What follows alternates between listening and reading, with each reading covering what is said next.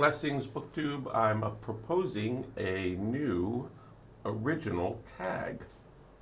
It's called the EXPAT tag, and I apologize that therefore won't be for everyone, although I hope everyone will enjoy hearing people's responses to it. Expats are people, how do I define it here? There are many, many booktubers currently living in countries which are not those in which they were born or in which they grew up. Some call such people expats. If you have another preferred term, please suggest it. And this tag is for them. There are 10 prompts and a bonus prompt. And please feel free to interpret these questions liberally. Yes, I noticed, and I'm sure that it's somewhat a function of the sorts of things I search and read and booktubers that I follow, but I noticed a lot of booktubers who are living in different countries that were not the countries they grew up in. And I thought this would be a fun tag for a lot of them. I'm in the same case, obviously.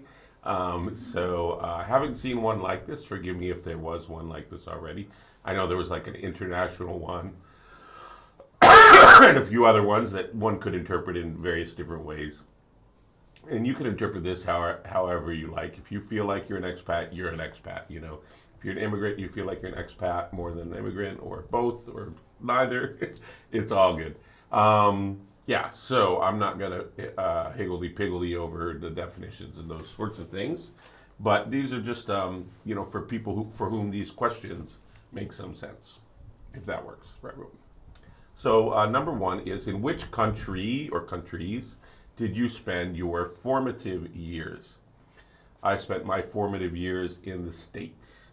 Although my mother is British, she married a Yank. She came over to the States when she was very young, in her 20s. Her older sister had married a GI from the Air Force, U.S. Air Force Base near their hometown of Warrington. And therefore my mother came to live with my Auntie Sheila here in the States. And that's why I became an American. She actually wanted to go live with her brother in Africa. So I could have been African, but he didn't want a young 20-year-old girl. So here I am. I'm American for that reason. Married my dad, whose family has been in the York area of Pennsylvania, specifically the farms around there, for generations, and the Thompson Business Institute or Business College. One of them was still going in Harrisburg as recently as in my 20s, I think. So at one point, my paternal family owned half of the town of York.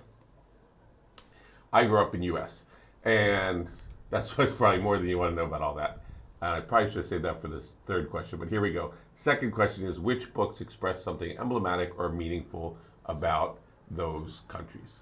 So for the U.S., I've chosen some novels. Americana by Don DeLillo, Song of Solomon by Toni Morrison, Bless Me Ultima by Rodolfo Anaya, and Ceremony by Leslie Marmon Silko, to represent a few of the native and immigrant groups in America, just a few.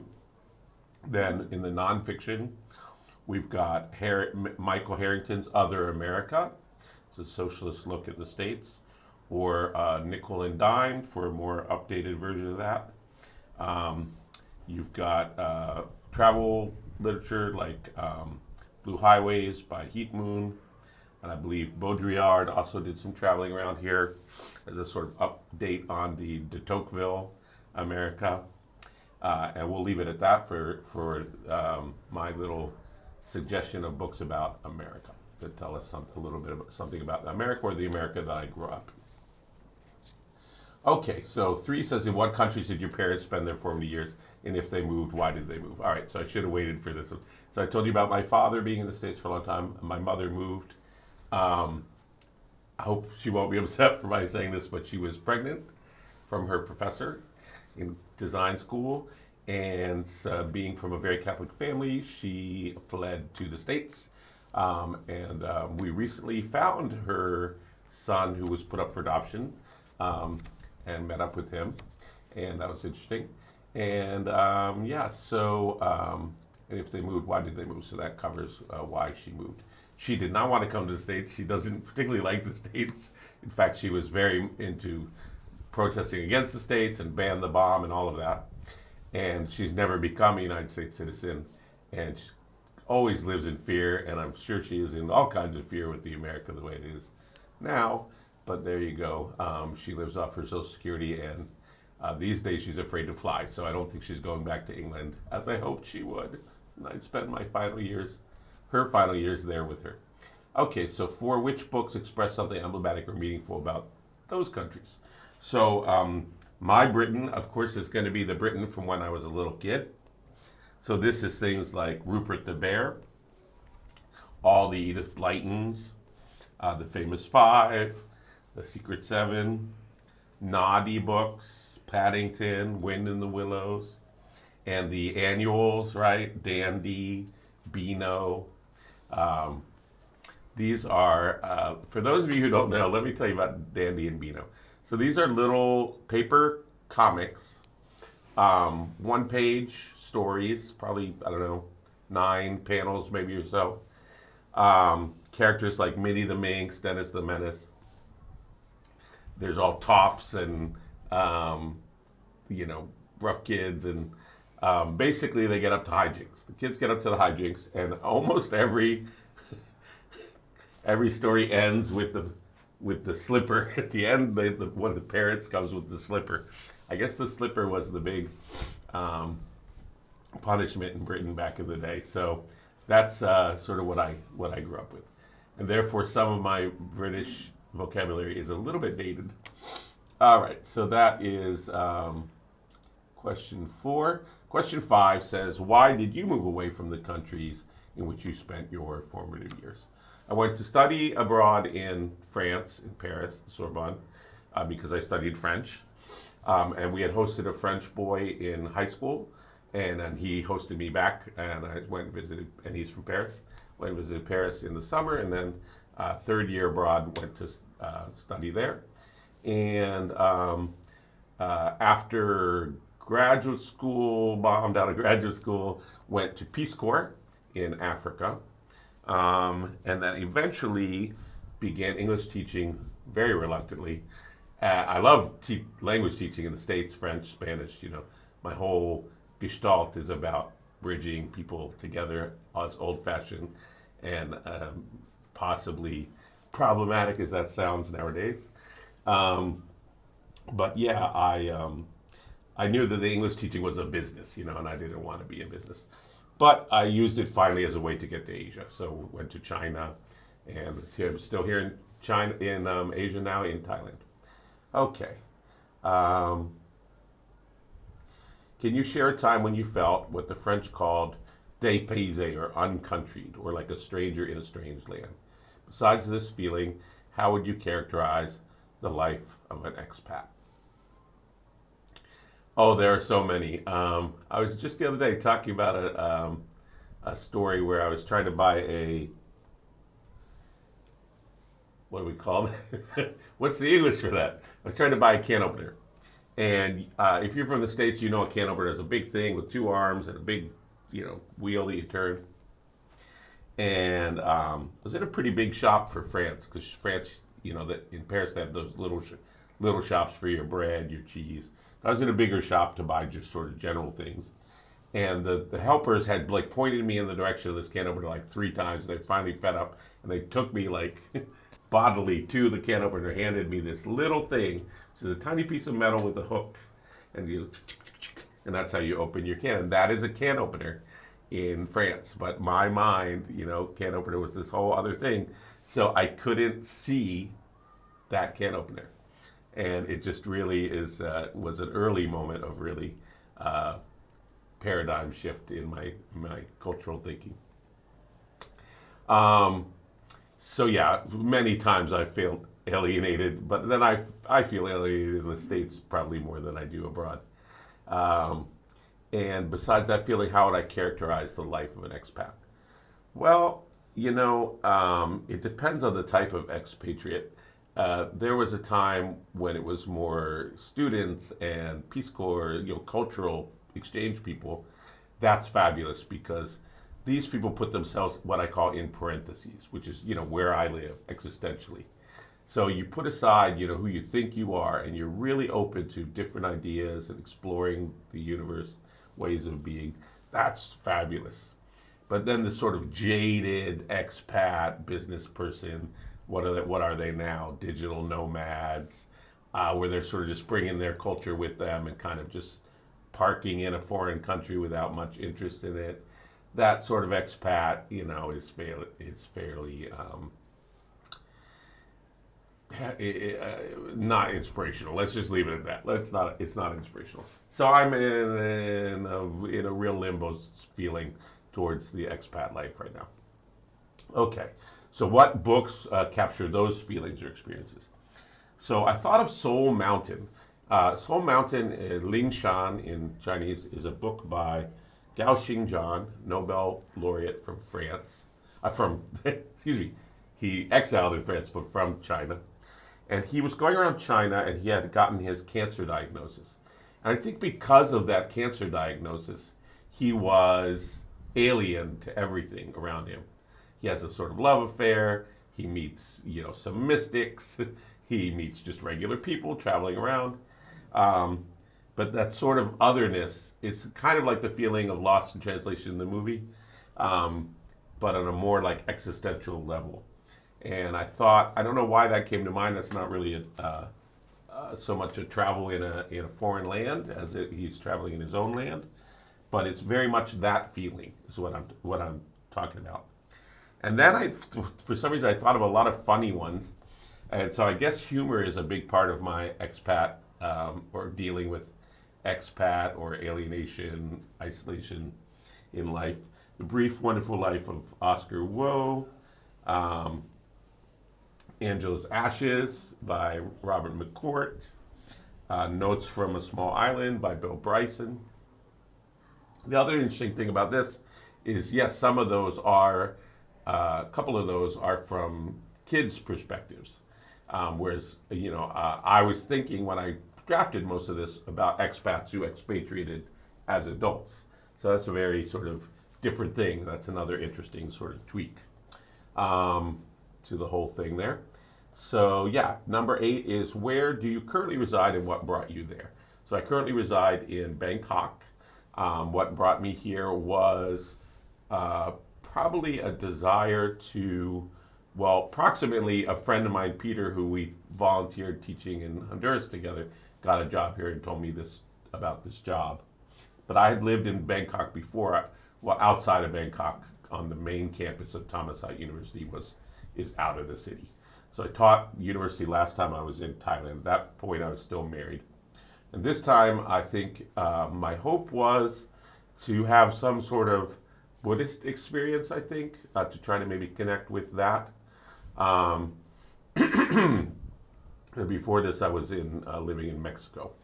Um, okay. What books express something emblematic or meaningful about those countries? So about Thailand, I chose the Ramakyan, which is an even longer telling of the Ramayana, which, as you may know, is one of the longest stories in the world. Very important here. Jatakas as well, which are the collections of the Buddha's past lives. Those are fabulous stories. There's a wonderful fairy tale that I'm going to do a video about soon called Pra Apu Mani, about Apu Mani and his adventures with monsters, sea monsters, and giants. There's a great book called Luk Isan. Luk means child. Isan is the northeast, very poorest region of Thailand, where they speak more Lao. And so that's about sort of rural life here.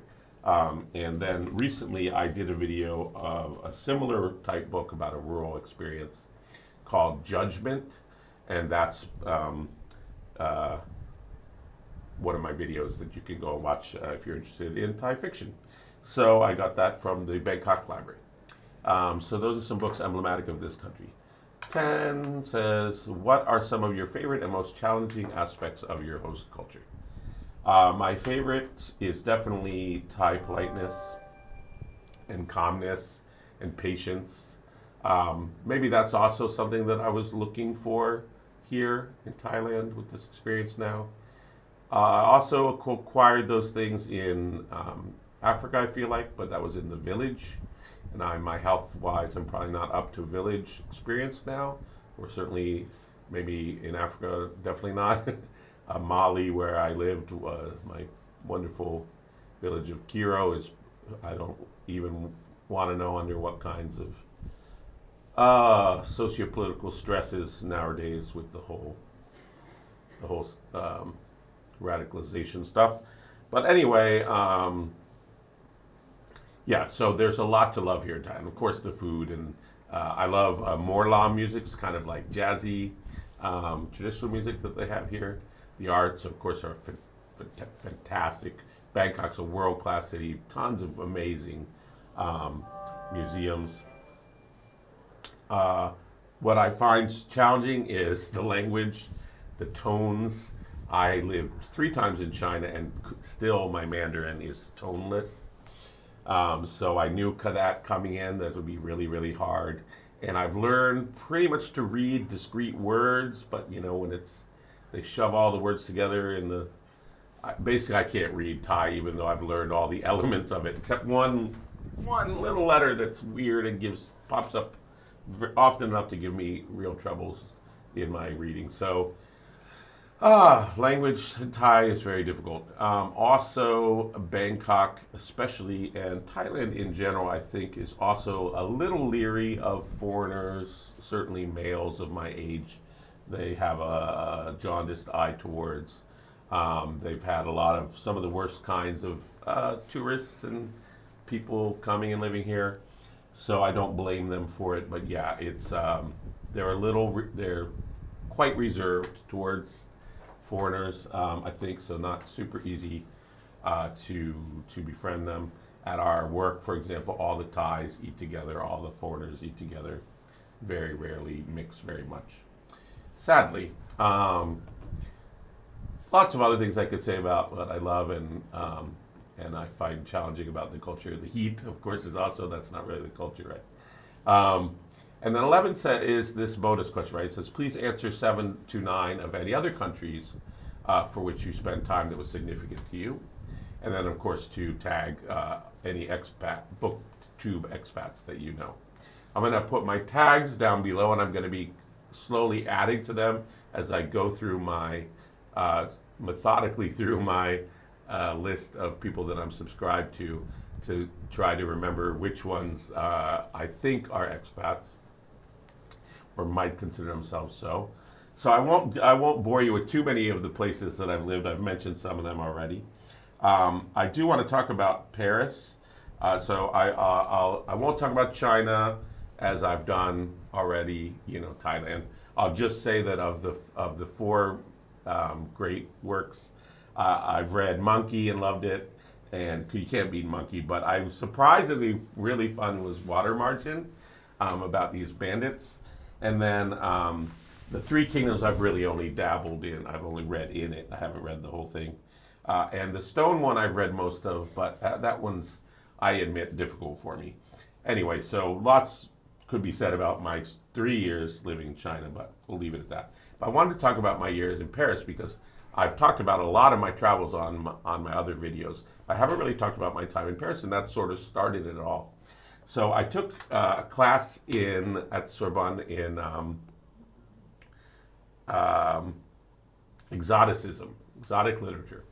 And so I thought I would talk about some of the things that we read for that class. We read Diderot, his dialogues, right, with the islanders and the whole exploration of, morality and free love and all that good stuff. We read Chateaubriand from The Genius of Christianity, Atala and Rene, these wonderful, fabulous romantic love stories. And my favorite, and I need to do a video about this, Persian letters, in which Montesquieu, one of the philosophes, he invents these Persians living in France as a way to critique France um, without hopefully provoking the ire of, and ending up in the Bastille. So he talks even about, like, for example, he says, why is three, their math is weird, three is one, one is three, and they're cannibals, they drink blood and eat the flesh. And so he even touches on Christianity. I remember at one point they're like um, spinning around in the street. Everyone's running hither and yon, and they just feel like it's crazy pace of life. That's a big reason I go to other countries, is to find a slower pace of life, by the way, more reflexive pace of life. And then they also have in the Persian letters these little letters. It's a epistolary novel, so there'll be letters home from Persia, in which there's like a little rebellion in the Serai, in the harem. So these little pocket stories that are sort of critiques of tyrannism and things of that nature. Great work.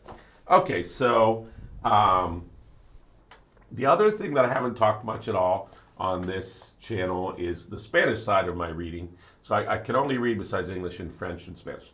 And I think that's just because I've spent the last several years in Spanish environments reading nothing but Spanish books, and I'm not quite ready to come back to all of that yet. So that's all that's going on with that. And then Africa we'll leave aside as well. So there you go. So that was the original tag, expat tag. I hope you like it. I hope you'll share it with some people that you think it might apply to. And I hope if it applies to you, you'll find it worth answering at least some of these questions. As I said, interpret them freely as you like, and add as much or as little detail as you like. I know it's a little more demanding than some of the tags, but I think all of us expats could go on and on and on to talk about any of these questions with a lot of detail and insight. But perhaps this will start a bigger dialogue beyond the tag. See what happens. Thank you for indulging me. Please enjoy the expat.